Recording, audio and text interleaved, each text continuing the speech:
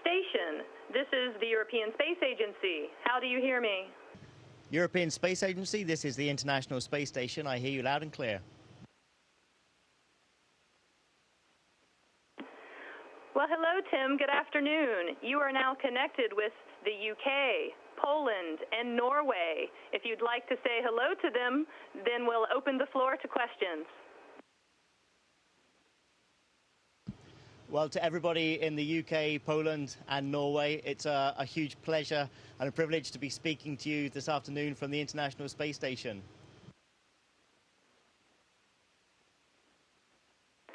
And we're now going to the York, UK, for their first two questions. Hello, Tim. Tom Holloway, Hillcroft Primary School. Which skills or experiences have unexpectedly proven most useful to you in space? Hello, Tom.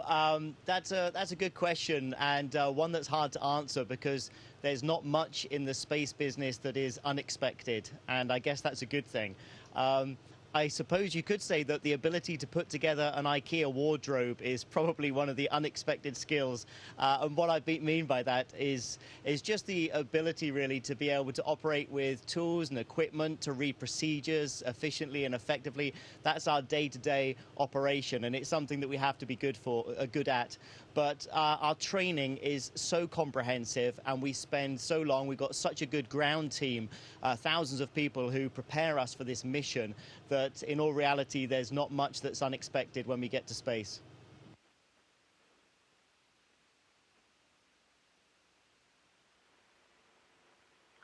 Hi, Tim. Karen Hammond, head teacher, Mellor Community Primary School in Leicester. What training have you received to support the development of your creative thinking and problem-solving skills? Hi, Karen. That's an interesting question, and I think really in terms of creative thinking and problem solving, that's something that we develop throughout our entire lives, and certainly for the early part of my career as a military officer and 18 years as a military pilot, and subsequently as a test pilot as well. We're constantly being taught how to be critical of our surroundings and the things that we're working with, and how to improve on things, and that certainly helps with the creative thinking and problem solving. In terms of the training I've received from the Space Agency, two elements stand out in particular, and that's the European Space Agency's caves training, where we live for 7 days and nights in a cave in Sardinia with 5 or 6 fellow astronauts and cosmonauts, and we are put under pressure. We're trying to do tasks that are similar to the tasks will be expected of us in space, and it's a wonderful environment to do all of the kind of psychological profiling, and also to try and involve those creative thinking, those problem-solving type skills. And the second training event, which was excellent for that as well, which is NASA's NEMO event, where I spent 12 days underwater off the coast of Florida. And again, we were using that as a space analog for problem solving.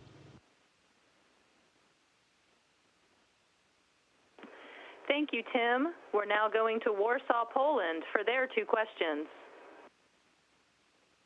Hi, Tim. Milana Kołodziejczyk, Primary School number 94 in Warsaw. My question is the career of an astronaut your passion? What other passion do you have? Well, it's great to be speaking to you in Warsaw this afternoon. And yes, I mean, being an astronaut is certainly has been a passion of mine since a very early age. And that's when my interest in space began, really, as a young boy. But as a teenager, I became very interested and very passionate about flying. And I think really that stemmed from an involvement in a cadet force at school, where I was able to fly light aircraft from the age of kind of 14 and 15 onwards. And I decided I wanted to be a pilot, and I was just very fortunate I was able to fulfill that dream. And by the age of 20, I was a military pilot and had a wonderful career that led to me being a test pilot. And I see being an astronaut really as the pinnacle of a test pilot's career. So for me, it was more of a logical progression throughout my life. And I was very fortunate that that resulted in being in the right time and the right place. I had the correct qualifications, and I was able to apply for the European Space Agency astronaut selection in 2008. So really, it was just a culmination of all of those years that began with a passion for flying and aviation.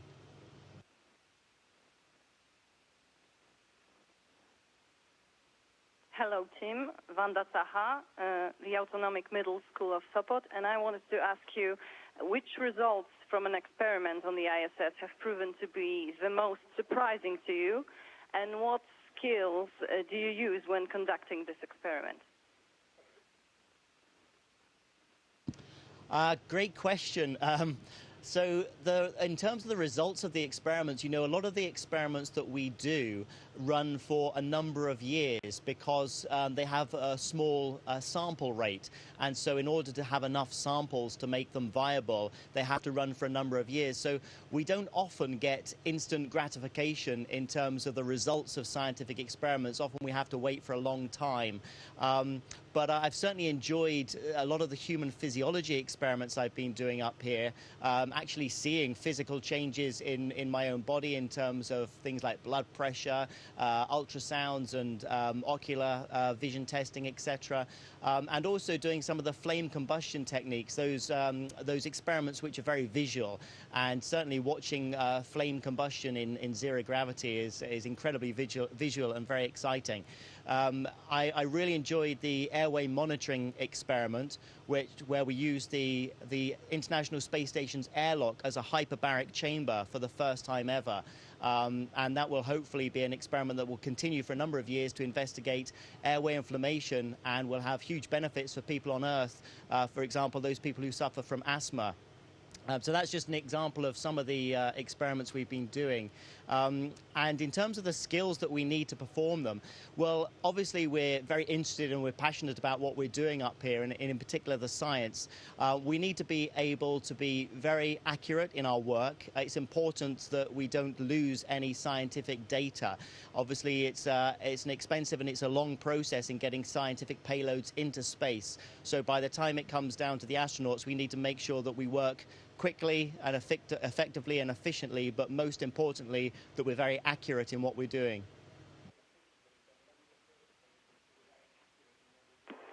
And now we go to Oslo, Norway, for their two questions. Hi, Tim. I'm Wenche Hjemvaas Lindahl, teaching at Bjørklangen School.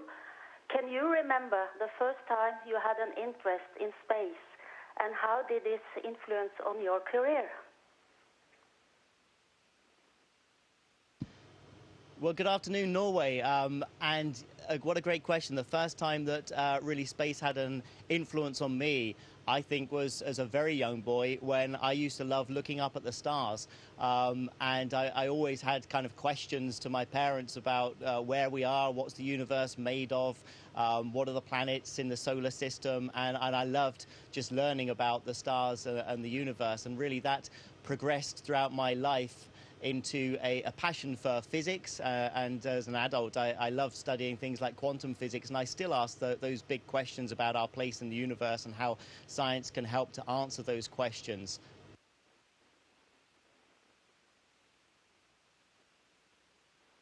Hi Tim, I'm Simon Bergvik from Andenes School, Norway. If you had the opportunity to start your education again, would you have done anything differently? Why or why not? What a great question. Would I do anything differently? I would say absolutely no. I wouldn't do anything differently because I'm stood here or floating here talking to you from the International Space Station. So I'm exceptionally happy, obviously, in the way that my career has worked out. But it certainly was a fairly unorthodox route to becoming an astronaut. If you were to say to somebody, do you think leaving school at the age of 19 with 3 very average A-levels and not going to university but joining the army was a good route to becoming an astronaut, perhaps the answer would be no. I was very fortunate that for me that meant I had a huge amount of operational experience in the early part of my career, and I was very fortunate that I was able to do a degree later in life. But I didn't achieve that until the age of 33. Where effectively I had to go back to school, relearn maths to a very high level, and then complete a degree in flight dynamics. So yes, it was a fairly unorthodox route to becoming an astronaut, but it worked out very well for me.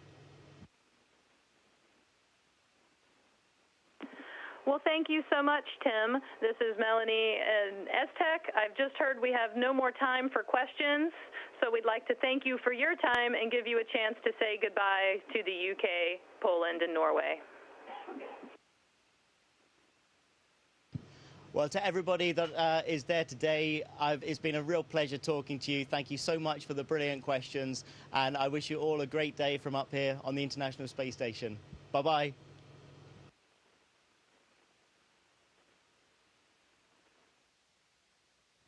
Station, this is Houston ACR. That concludes the European Space Agency portion of the event. Please stand by for a voice check from Associated Press.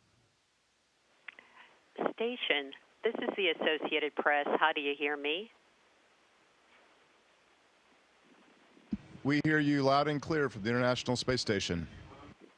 Well, good day, gentlemen, from the Kennedy Space Center in Florida. This is Marcia Dunn of the AP speaking to you this morning. Thank you all for participating. It's been an exciting past couple of weeks for commercial space. Let's start with last Friday's successful landing of the Falcon first stage off the coast of Florida. I'm sure you've seen some pictures and video. How do you see this as shaping the future of space flight, bringing back rockets and reusing them?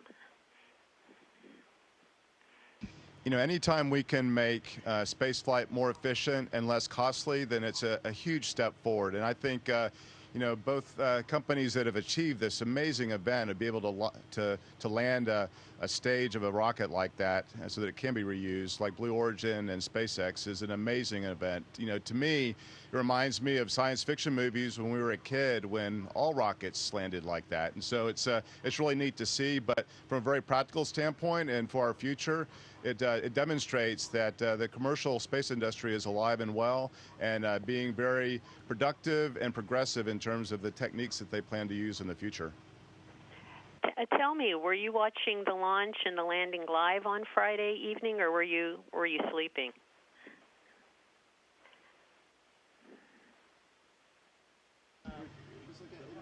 No, we were not watching it, Marcia. It didn't work out with our schedule, so we saw the coverage, of course, afterwards. We heard about it as soon as we got up, but no, we did not see it live. Well, you know, there's also the Bigelow expandable module that you've got up there right now, and if we could talk for that for a few minutes. How excited are you about getting the first inflatable module for astronauts and getting to try it out? Granted, not for another month or so, but tell me your thoughts on expandable, inflatable compartments for space. Well, we're excited to attach another vehicle essentially onto Space Station.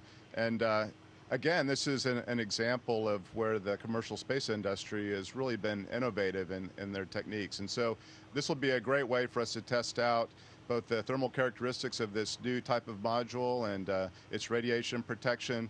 So it's going to be a neat thing to have on station. We're not going to use it routinely, but we'll go in to add sensors and to make sure everything is working properly.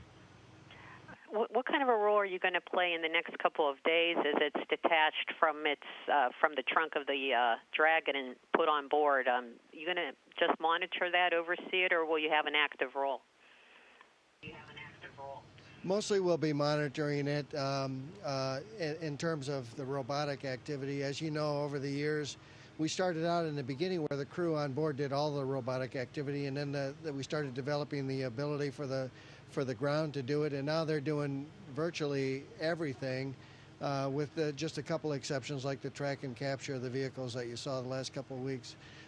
They will move it over with the robotic arm, and then we will grab it with the latches on the berthing mechanism, and then do the initial bolting, and then the ground will take over after that. Of course, we'll do leak checks later on before we ingress it and instrument it, as Tim mentioned. Well, Robert Bigelow said just the other day that he'd like his first super big inflatable, the B-330, to link up with the International Space Station in 2020. What do you think about that? Might that be a good test bed for the future?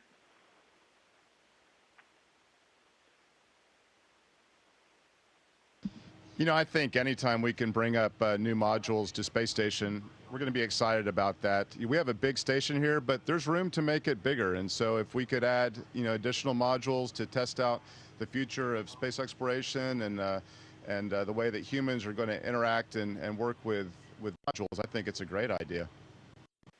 Back to the Dragon. What special treats did you guys find in the latest delivery? Any surprises or something that hit the taste buds just right? Well, one of the things that the crew love about visiting vehicles is that we get a few fresh supplies, and certainly Dragon was no exception to that. We had some fresh fruit, some oranges, some apples on board, and some personal items as well. So that's some of the nice things that come up in the cargo vehicles.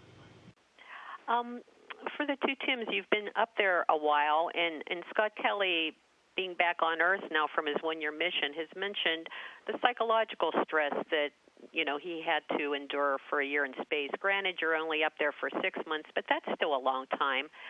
What's your take so far on psychological stress on long-duration space flight as it applies to you? It's a great question, and it was really a pleasure to be here with Scott for his last few months, and it's evident to us that Scott had developed this ability to just endure up here from all the stresses and strains, and really had this nice steady approach. And so really I think that we can learn from him in terms of what's necessary in order to sustain for a long period of time. There are stresses and strains up here. We have a very busy schedule, and we work and live in the same place. So it's not really that you can escape your work and sort of detach away from what you're doing every day. But at the same time, I think that you can learn to develop a pace where it's very easy to work and live up here. And the other thing that's very vital is to have the right kind of people. So when you have a great crew like we do and like we had when Scott was here, it makes life that much better. And I think you can sustain as long as you need to, as long as we can break the code on some of the physiological aspects of zero gravity. For Tim Peake, I'm wondering how the carbo loading's going up there and the training. The London Marathon's just another week and a half away. Tell me how you anticipate doing, how are you feeling, and how many marathons have you run before? Yes, I'm really looking forward to this. It's a great challenge that I've set myself, and I'm quite glad that this is happening later on in the mission. So I've had plenty of time now to get used to the T2 treadmill. And one of the biggest challenges is the harness system. Obviously, my body weight has to be kept firmly attached to the treadmill by this harness, and that can rub on the shoulders and around the waist. But I've got the harness fitting pretty well now. I'm very used to running. I've done a few half marathons and a little bit longer, and I really enjoy running up here, and so I'm looking forward to the event next Sunday. Well, will this be your first marathon on Earth or in space, or have you run some on Earth before? I actually ran the London Marathon in 1999, and I did it in about 3 hours and 15 minutes. So I'm not going to beat that time, I'm sure, up here. But I'd like to do it in under 4 hours if I'm feeling really good, maybe 3 hours 30, 3 hours 45. Well, that sounds good enough to get you to Boston next year. Wouldn't that be something? For the other two astronauts, could you tell me, how are you going to be monitoring him? Are you going to be bringing him water or wiping his brow? What's the plan?